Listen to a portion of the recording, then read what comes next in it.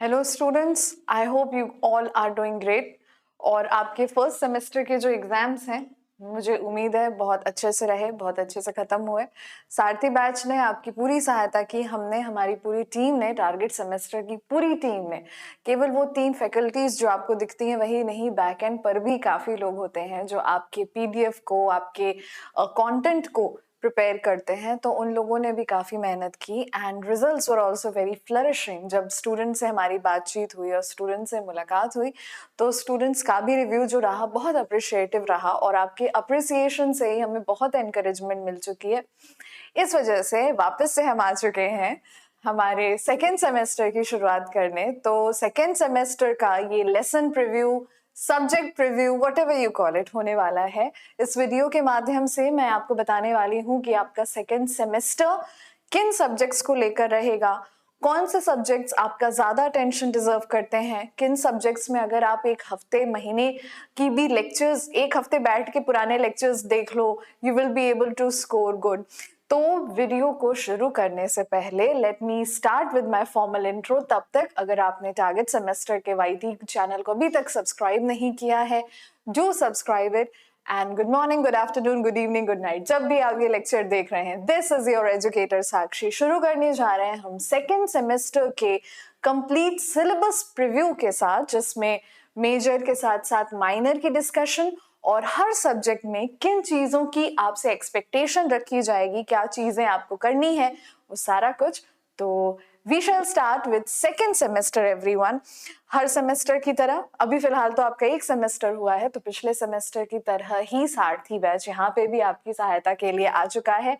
But batch के बारे में डिटेल्स देने से पहले इस लेक्चर का जो मेन मोटिव है, that is the syllabus preview, उसको हम डिस्कस करेंगे। Alright, so yeah welcome all to second semester and let's see क्या होने वाला है सेकेंड सेमेस्टर हमारे स्टूडेंट्स के लिए। कौन से सब्जेक्ट्स आने वाले हैं, कौन सा सब्जेक्ट्स आपका इंतजार कर रहे हैं। तो फटा पोस्टर निकला हीरो, पहला हीरो है हमारा बिजनेस मैनेजमेंट। ऑलराइट, सी ये आ चुका है हमारा जो पहला सब्जेक्ट है, दैट इज बिजनेस मैनेजमेंट। आपके इस कोर्स का कोड रहने वाला है कॉम 104 या 104, whatever you are comfortable to pronounce it. 104F business management. Credit score है 6+0, यानी कि ये एक मेजर सब्जेक्ट है।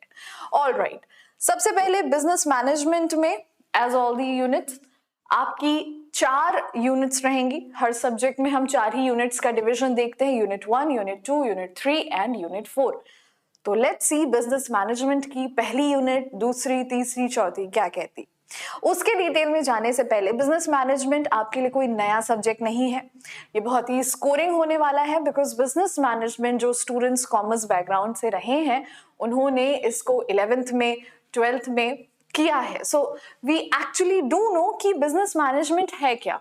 एक प्रबंधन, management, planning, organising, directing, staffing, controlling, we have studied about it and we are just going into further details. So let's see, सबसे पहला unit which is talking about the management practices in Vedas. Okay, हमारे वेद पुराण जो होते थे, the manuscripts, the historical literature collection, जिनमें अर्थशास्त्र के बारे में बताया गया, कौटिल्य के बारे में यानी चाणक्य के बारे में आपको थोड़ी बहुत पढ़ाई इसमें करनी पड़ेगी। You should know the his contributions in management, उनके क्या योगदान रहे, उन्होंने किन प्रिंसिपल्स के बारे में बताए। ये सारी चीजें आपको वेदास के थ्रू अर्थशास्त्र का जिक्र आएगा, जिसके बारे में आपको देखना रहेगा। उसके बाद आते हैं हम जो आगे बढ़ेंगे जब, then we will be talking about introduction. Introduction में क्या क्या है, कंसेप्ट रहेगा, कैरेक्टरिस्टिक्स रहेगा, नेचर रहेगा, प्रोसेस रहेगा, सिग्निफिकेंस ऑफ मैनेजमेंट। तो यहाँ पे प्रबंधन क्या होता है, किस संस्था में प्रबंधन की ज्यादा जरूरत है, एक अच्छा प्रबंधन अगर है तो वो संस्था को किस हिसाब से फायदे देता है, ये सारा कुछ हम देखेंगे।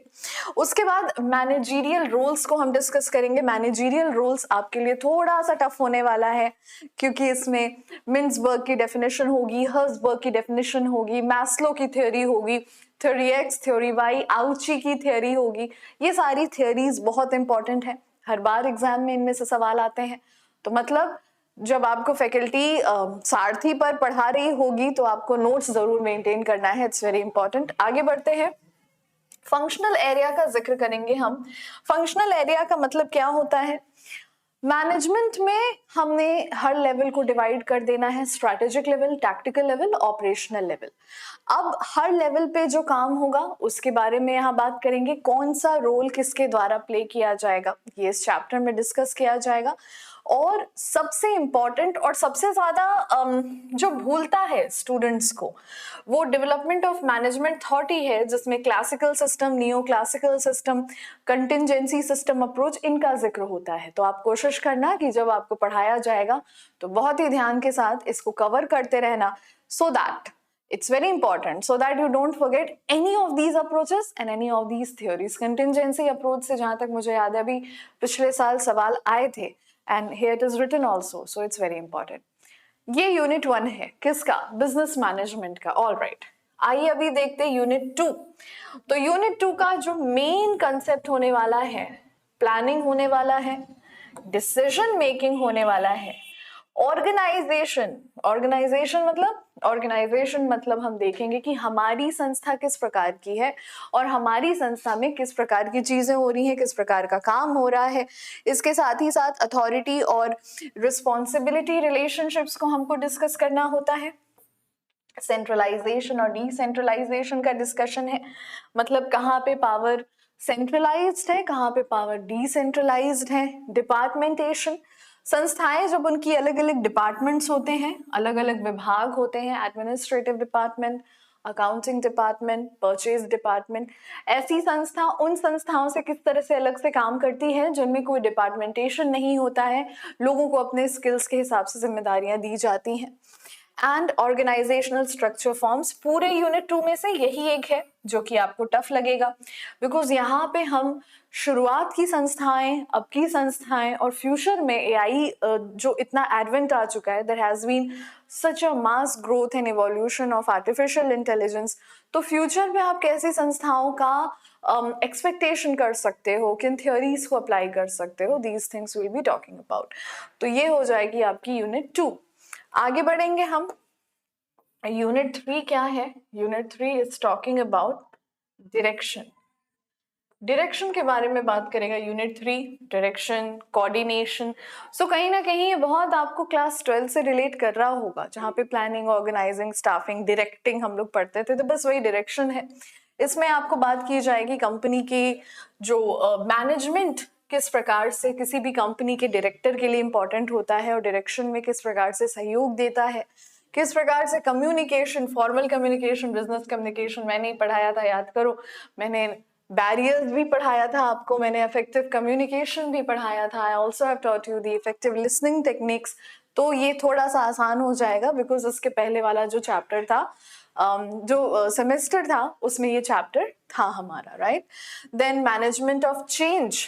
अच्छा, इसमें आपको 2 नए कंसेप्ट्स मिलेंगे जो कि बहुत इंपॉर्टेंट होने वाले हैं, that is management by objectives and management by exception.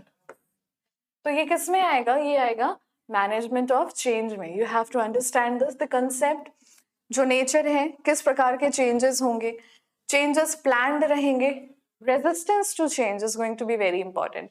Resistance to change में आपको काफी थियोरीज और काफी सवाल देखने को मिलते हैं। रेजिस्टेंस टू चेंज एक साइकोलॉजिकल बिहेवियर होता है पुराने एम्प्लॉयज का, कि जब संस्था में कोई नया नियम कानून आता है तो they try to resist it, they try their best कि जहां तक हो सके they should stop the change. So how a organization, how a manager, how an organization and how a manager is going to help the older employees, the ex-employees, the former employees to adopt with those changes. So that is management for change, right?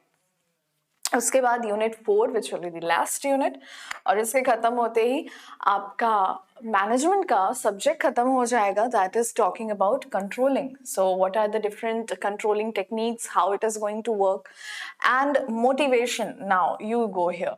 Motivation again it was tough, वापस से Maslow, Herzberg, Ouchi, theory X, theory Y, we are going to talk about the different incentive schemes, मतलब किसको कितना bonus मिलना चाहिए, किसको कितना reward मिलना चाहिए. कभी कभी इसमें अगर बहुत ज़्यादा टेक्निकल क्वेश्चंस आने होते हैं तो मेरिक गैंग टास्क इसका भी पूछ देता है. So if it does will do it. उसके साथ ही साथ नॉन फाइनेंशियल इंसेंटिव्स में फ्रिंज बेनिफिट्स की हम बात करते हैं. So what are fringe benefits? Fringe benefits are basically जब जो बेनिफिट होता है एम्प्लॉय को पैसे के रूप में डायरेक्टली ना देके उसको हम वो सुविधा दे देते हैं. I mean I am not giving you the amount for commutation. मैं डायरेक्टली आपको एक कार एक कंपनी की कार दे रही हूँ. सो कंपनी की कार आ रही है, it is picking you up, it is dropping you by. So that's kind of a fringe benefit. And last में लीडरशिप स्टाइल्स की बात करेंगे. लीडरशिप में सबसे इंपॉर्टेंट होने वाला है लाइकर्ट के जो 4 सिस्टम होते हैं उनके बारे में.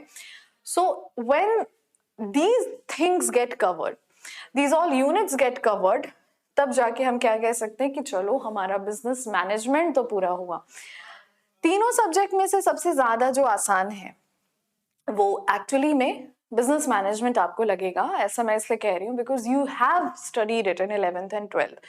मगर जो अब पेपर पैटर्न आ रहा है, let's talk about it. We can give 2 minutes, we can give a couple of minutes to this also. जो अब क्वेश्चन पेपर फॉर्मुलेट किया जा रहा है उस क्वेश्चन पेपर में things are not that easy.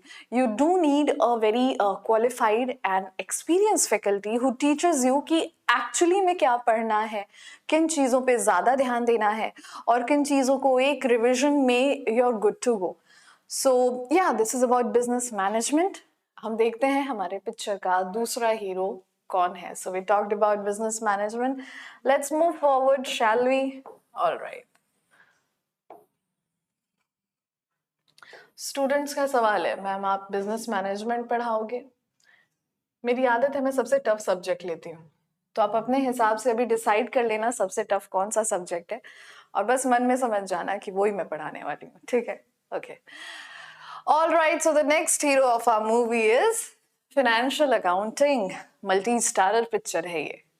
Financial accounting, alright. Again, the credit score is 4+0. That means it's major. आपके semester का कोड है COM 105F या 105F. And let's talk about financial accounting.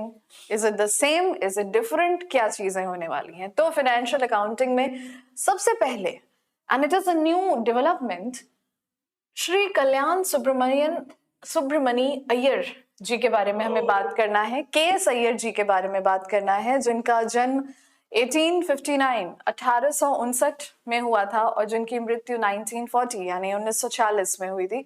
जिनको भारत में अकाउंटेंसी का पिता कहा जाता है. You know this is a really good initiative. अभी तक हम भी स्टूडेंट्स को Lucas Pacioli father of accounting पढ़ाते थे, बट यहाँ पे KS अय्यर का जिक्र किया गया और स्टूडेंट्स को ये सिखाया जा रहा है कि देखिए हिंदुस्तान में, भारत में, इंडिया में father of accountancy Shri KS Iyer ji हैं. ओके. सो पहला जो चैप्टर होगा KS अय्यर जी की जीवनी पर, बायोग्राफी पर फोकस करेगा. विल बी स्टडिंग उनकी education, will be studying his background, his family, his ethnicity and how he came to the advent to be known as the father of Indian accountancy. Right. उसके बाद nature and scope of accounting. Nature and scope of accounting में वही चीजें होने वाली हैं. Money principle, accrual principle, cash basis, going concern, consistency, ये सारी चीजें हम बात करेंगे. उसके साथ ही साथ ऑब्वियसली बिना गैप के तो ये डिस्कशन ही कंप्लीट नहीं हो सकती है. So we are again coming to what? GAAP, that is generally accepted accounting principles. इसके बाद जो कंसेप्ट्स और कन्वेंशंस होते हैं. सो कंसेप्ट्स और कन्वेंशन में क्या होता है? Going concern, consistency, accrual, periodicity, realisation, revenue recognition, conservatism, prudence, substance over form, materiality. I think that's it. 10 मैंने डिस्कस कर लिए. So yeah the concepts and conventions will be the same. Okay, now ये this is something जो इस unit में students को बहुत ज्यादा जरूरत होगी एक बेटर अटेंशन की. ये टफ होने वाला है IAS because this is a very recent development in the field of accounting when we are talking about. Calculations, computations, Indian accounting standards का जो कॉन्ग्लोमरेशन और क्रोनोलॉजी डेवलपमेंट किया जा रहा है फॉरेन के लॉज के साथ, फॉरेन के अकाउंटिंग स्टैंडर्ड्स के साथ, सो दैट इंडिया में अकाउंटिंग पढ़ा हुआ व्यक्ति बाहर में भी अकाउंटेंसी को उतनी ही बेहतर तरीके से कर सके. So yeah, this is something that is going to require lot of attention. इसके साथ ही साथ एक नई चीज है अकाउंटिंग मैकेनिक्स. हालांकि इसमें जो मटेरियल होने वाला है वो आसान है, but it is going to talk about double entry system क्यों है, किस तरह से काम करता है, अकाउंटिंग इक्वेशन क्यों है, किस तरह से काम करता है, और अकाउंटिंग इक्वेशन में एक बदलाव बाकी ट्रांजैक्शंस पर किस प्रकार से प्रभाव डालता है. ओके, ये यूनिट 1 है. यूनिट 2 की हम बात करते हैं. So unit 1 is mainly the theory and the conceptual. आपको थियोरी और कंसेप्ट्स पे यहाँ पे फोकस करना रहेगा. अब हम चलते हैं. Let me change the colour of my pen to something else that is purple. Unit 2. Unit 2 yet again आपको 11th के दिनों का याद दिलाएगा. ज्यादा नहीं दिलाएगा बिकॉज ये काफी टफ हो जाएगा, because we are going into detail. 11th जाहिर सी बात है, आप तब 11th में थे, अभी आप ग्रेजुएशन के फर्स्ट ईयर में है, second semester, first year, what ever you call it. मगर इसमें जो चीजें हैं आपके लिए एकदम से नई नहीं होंगी. यूनिट 2 में एकदम से नया कुछ नहीं लगेगा. यू विल बी लाइक कि हाँ, इन चीजों को मैं जानता हूं या मैं जानती हूँ, and still you will require some rigorous question solution. आपको न्यूमेरिकल्स की काफी जरूरत होने वाली है. So profit and loss account हम देखेंगे. Okay, what is profit and loss account, किस तरह से काम करता है. Balance sheet we will see how does the balance sheet works. Concepts of income and its measurement. Income का क्या कंसेप्ट होता है, उसको हम कैसे मेजर करते हैं. मॉनेटरी कंसेप्ट क्या होता है, how do we measure that. Depreciation की बात करेंगे हम. Okay, and we are also going to talk about straight line method, written down value method के साथ आप उम्मीद कर सकते हैं आपको एनविटी मेथड भी इस बार देखने को मिलेगा, which is actually going to be tough. उसके साथ डेप्रिसिएशन के कॉजेस. सो ये डेप्रिसिएशन के थ्योरेटिकल एस्पेक्ट पे फोकस करेगा, एंड प्रोविजन एंड रिजर्व्स. वापस से प्रोविजन एंड रिजर्व्स भी 11th की किताबों में, अगर आप उस किताब से पढ़े हैं जिससे मैं पढ़ी हूँ, विच इज डी.के. गोयल, महान लेखक हैं उन्होंने, उनकी अकाउंटेंसी की book nobody can break the record. हर तरह का सवाल वो देते थे और जो स्टूडेंट्स उनकी किताब को सॉल्व कर लेते थे तो वो अकाउंटेंसी में काफी एक्सपर्टीज हासिल होता था. तो उस किताब में जो 11th में थी, डी.के. गोयल की वो किताब, उसमें अंतिम में प्रोविजंस और रिजर्व्स का जिक्र था. सो या, आगे बढ़ते हैं हम. Unit 3, what is that. Unit 3 is going to talk about the royalty accounts. Okay, अब यहाँ से आपका जो सफर है वो कठिन होना शुरू हो जाएगा, और कठिन होगा. It's going to be tough. Royalty accounts क्या होते हैं. रॉयल्टी अकाउंट्स जब हम अपने एसेट को किसी दूसरों को इस्तेमाल के लिए देते हैं. जैसे एक लेखक है, तो एक लेखक है, उसने किताब लिखी, और उसने जब किताब लिखी तो वो एक पब्लिशिंग हाउस को दे दिया, तो उसको पर किताब के हिसाब से कमीशन जो मिलेगा उसी को हम रॉयल्टी कहते हैं. एक मूवी थी बागबान, तो बागबान मूवी आपने देखी होगी अगर, एंड आई थिंक सबने देखी होगी Baghban. It is a very stereotypical and a very typical Indian movie. So Baghban movie में इफ यू रिमेम्बर, जो उसके मेन एक्टर हैं, जो लीड रोल में है, श्री अमिताभ बच्चन जी, तो वो अपनी रिटायरमेंट के बाद एक किताब लिखते हैं, और मूवी के एंड में आप देखते हो कि जब जो अमिताभ बच्चन जी होते हैं उसमें और हेमा मालिनी जी होती हैं, तो वो जब एंड में वापस से अपने पुराने घर में जाते हैं तो दे आर लाइक कि अभी पैसे कहाँ से आएंगे हमारे पास. तो उनको एक पब्लिशर जो है वो चेक ला के देता है कि आपकी ये किताब इतनी बिकी कि आपकी ये रॉयल्टी की अमाउंट है. सो बेसिकली रॉयल्टी हमें किसी किताब, क्योंकि वो हमने लिखी, it is the crop of our own fertile imagination. ठीक है, वो हमारी क्रिएटिविटी का अंश है.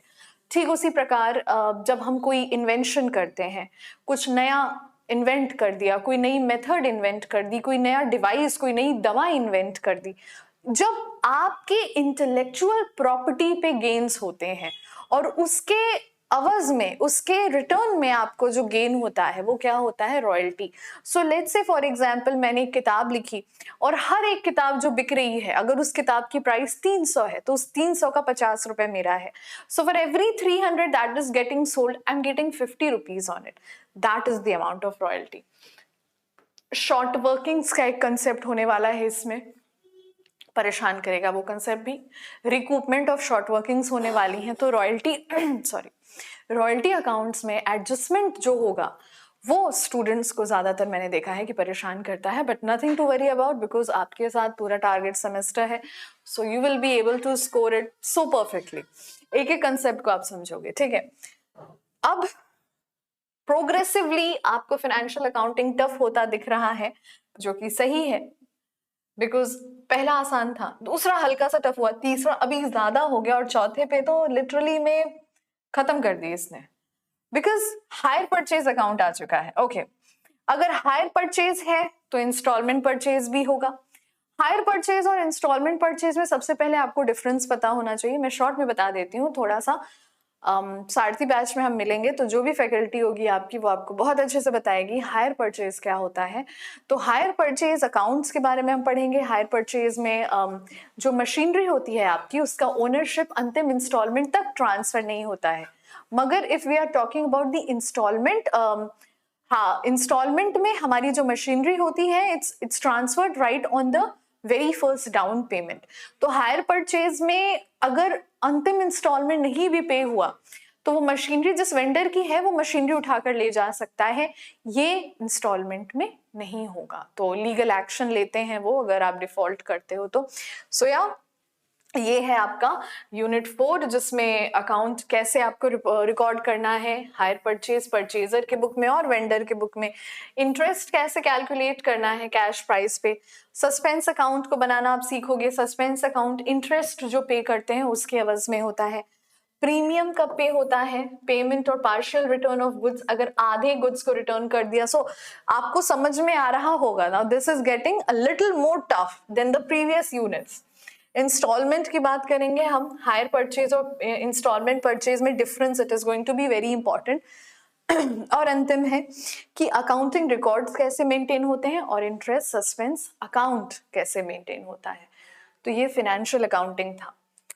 मैंने आपसे एक बात कही थी कि जो सब्जेक्ट इन तीनों में से सबसे टफ होगा आप अज्यूम कर लेना उसको कि वो मेरा सब्जेक्ट होने वाला है। तो क्या ये सबसे टफ था? The answer is no. सबसे टफ अब आएगा।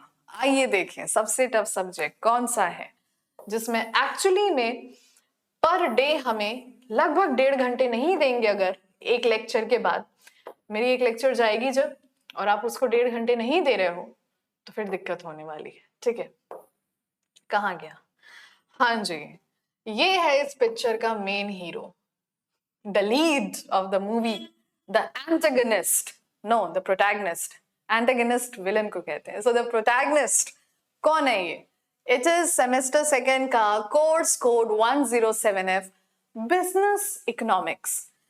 जितने लोगों को अब तक ग्राफ नहीं आता था, it will be my commitment कि इस एक सारथी बैच के सेमेस्टर के क्लासेस के बाद आपको ग्राफ से प्यार हो जाएगा। You will start loving graphs. तो business economics with 99.9% surety is going to be my subject. और बिजनेस इकोनॉमिक्स का, केवल बिजनेस इकोनॉमिक्स का एक कंप्लीट चैप्टर इंट्रोडक्शन लेकर भी मैं आऊंगी। कंप्लीट वो वाईटी पे फ्री में पड़ेगा आपका, कि how what is going to be my strategy, how am I going to plan the lectures, आपको ग्राफ को याद करवाने के लिए मेरे पास क्या क्या टैक्टिक्स हैं। So let's talk about business economics, shall we? Alright, let's start. तो सबसे पहली चीज हमें पता है it's 601 the credit score. Course का कोड होने वाला है 107F। बिजनेस इकोनॉमिक्स पहला यूनिट। यहाँ पे मैं ये नहीं बोलूंगी कि ये प्रोग्रेसिवली टफ होने वाला है, आसान होने वाला है, बिकॉज यूनिट 1 देखकर ही आपको समझ में आ जाएगा ये शुरू ही टफ से हो रहा है।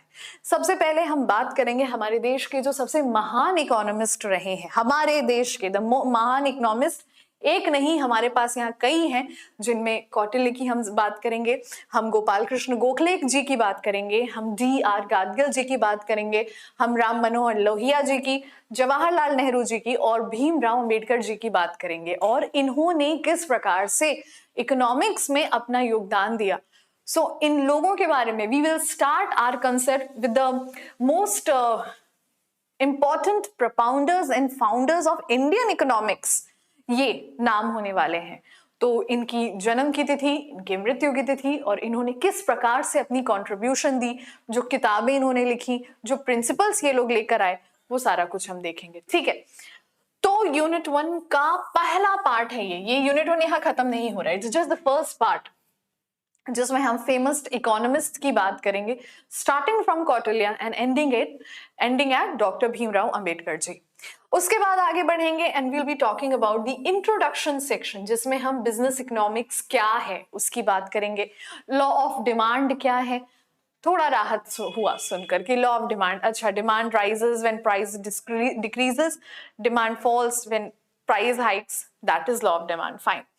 उसके साथ law of diminishing marginal utility का जिक्र करेंगे। So what is law of diminishing marginal utility? So law of diminishing marginal utility में we will be talking about how the continuous consumption, अगर हम किसी भी गुड्स का कॉन्टिन्यूअस कंजम्पशन करते हैं तो कैसे हमारी यूटिलिटी वहां पे घट जाती है। So we'll be talking about the law of diminishing marginal utility.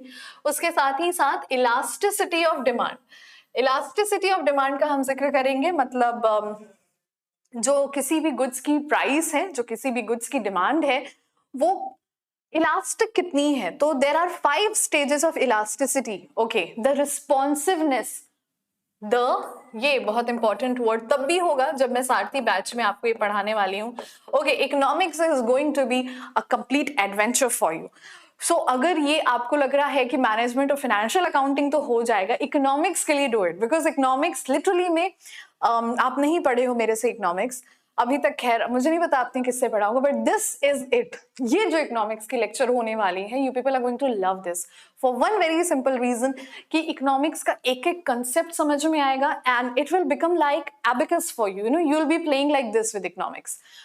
It's going to be so simple, still the most complicated subject. Okay, सबसे कॉम्प्लिकेटेड होने वाला है, but you will understand the chronology, the workings, the short workings, the working notes किस तरह से काम करता है, how does a graph reflect, and बहुत सारे ग्राफ्स बनाएंगे हम लोग। These graphs will also help us to derive the theories कि अगर एडम स्मिथ ने ऐसा बोला था तो क्यों बोला रहा होगा, अगर डिमिनिशिंग मार्जिनल यूटिलिटी हो रही है तो सैचुरेशन पॉइंट किधर हमारी अचीव होगी, अगर टोटल रेवेन्यू कॉस्ट है और मार्जिनल रेवेन्यू कॉस्ट है तो अगर उनका कोई रिलेशन है, वो इनवर्स जा रहे हैं, वो डायरेक्ट जा रहे हैं, तो ऐसा क्यों हो रहा है। So you learn all this with me. ऐसा नवील बी प्लेइंग लाइक वो प्लेवे में जो बच्चे सीखते हैं, they develop their cognitive sense of thinking, that is what we will do together in Sarthi batch. So this is going to be my subject and you're going to love this. Elasticity of demand की बात करेंगे and we'll be talking about the determinants of elasticity of demand. Okay, determinants मतलब price के अलावा और क्या क्या चीजें हैं जो डिमांड को डिसाइड करेंगी। Will be talking about income, will be talking about substitution, will be talking about complementary goods, ये सारी चीजें, गिवन गुड्स, इंफीरियर गुड्स, इनका कंसेप्ट काफी परेशान करता है स्टूडेंट्स को। और एक स्टेटस को गुड्स होते हैं, तो स्टेटस को भी कैसे, QUO को, स्टेटस को भी कैसे काम करता है, दैट विल बी स्टडिंग। ठीक है, okay.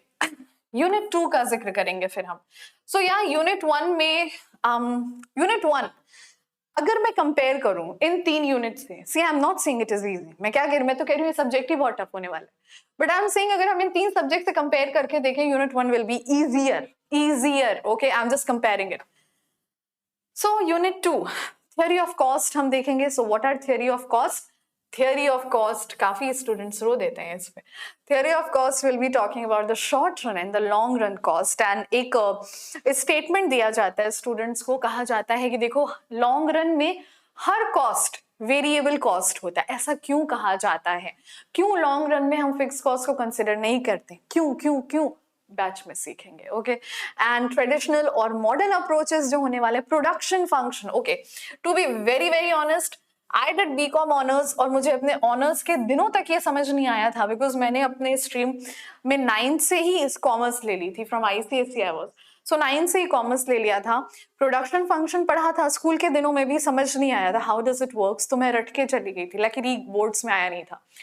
I learn this in B Com honours कि प्रोडक्शन फंक्शन एक्चुअली में काम कैसे करता है। सो प्रोडक्शन फंक्शन का कंसेप्ट होता है थोड़ा सा टफ, जो एक मैन्युफैक्चरर के लिए वो डेटर्मिनेंट्स, वो फैक्टर्स जो एक मैन्युफैक्चरर को ये डिसाइड करने में हेल्प करते हैं कि मार्केट की डिमांड और सप्लाई को किस हिसाब से वो अपने प्रॉफिट के हिसाब से, प्रॉफिट के अकॉर्डिंगली मैन्युपुलेट करेगा, that one method, that one concept, that a strategy is called production function. और इसमें कैलकुलेशंस काफी इन्वॉल्व है। आपको सेकेंड यूनिट में न्यूमेरिकल्स देखने को मिलेगा। बिजनेस इकोनॉमिक्स की 4 यूनिट है, 2 यूनिट आर प्योरली न्यूमेरिकल, और वो न्यूमेरिकल की शुरुआत आपको यूनिट 2 में होने दिखने लगेगी। उसके साथ ही साथ returns to scale. All right, there are factors of production, और फैक्टर्स ऑफ प्रोडक्शन के जो बदलाव होंगे, 1 का बदलाव, 2 का बदलाव, 3 का बदलाव, वो सारा कुछ इकोनॉमिक्स के लिए एक मेरा दूसरा वीडियो भी पड़ेगा जहां पे मैं केवल इकोनॉमिक्स का डिस्कशन करूंगी। साथ ही साथ लॉ ऑफ वेरिएबल प्रोपोर्शंस आप देखोगे, वही है when few factors of productions are getting changed, external and internal economies और diseconomies का जिक्र है। ठीक है, let's talk about unit 3। Unit 3 में हमें क्या बात करना है, परफेक्ट कंपटीशन के बारे में। So perfect competition, monopoly competition, monopolistic competition, अगर अभी तक नहीं समझे थे अब समझ लोगे आप, मेरी गारंटी है। और इसके साथ ही साथ एक नया कंसेप्ट मार्केट का समझोगे, that is going to be about output determination. हर मार्केट का मैन्युफैक्चरर ये कैसे डिसाइड करता है कि उसको कितना आउटपुट प्रोड्यूस करना है, so that is going to be the one. और अंतिम, theory of distribution. So here it is, theory of distribution। Unit 2 और 4 आपका न्यूमेरिकल है, और 1 और 3 प्योरली इंसिडेंटल है, I mean प्योरली थ्योरेटिकल है। Theory of distribution में we'll be talking about the marginal productivity theory, modern theory, determination of wage rates and the perfect competition, monopoly का concept, rent concept, और modern theory of rent क्या कहती है, इसके concept। So once we have covered this all in business economics, it is going to be really interesting।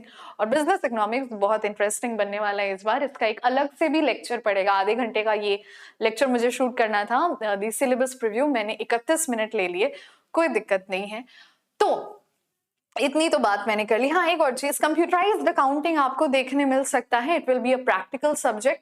तो देखो आपके office, आपके कॉलेज में किस चीज को सुविधा दी जा रही है, are they considering the viva या फाइल, तो वो कॉलेज पे निर्भर करता है। Computerised accounting, it's going to be 100 marks practical subject. Okay, हाँ जी, तो अब आ चुके हैं हम ये सारथी बैच वापस से आपके लिए।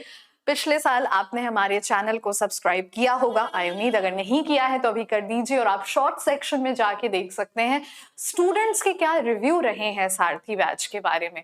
पिछले साल मैं आपके साथ थी बिजनेस कम्युनिकेशन में, आप पर्सनली जाके बिजनेस कम्युनिकेशन का 1 शॉट आंसर की सॉल्यूशंस सब कुछ देख सकते हो।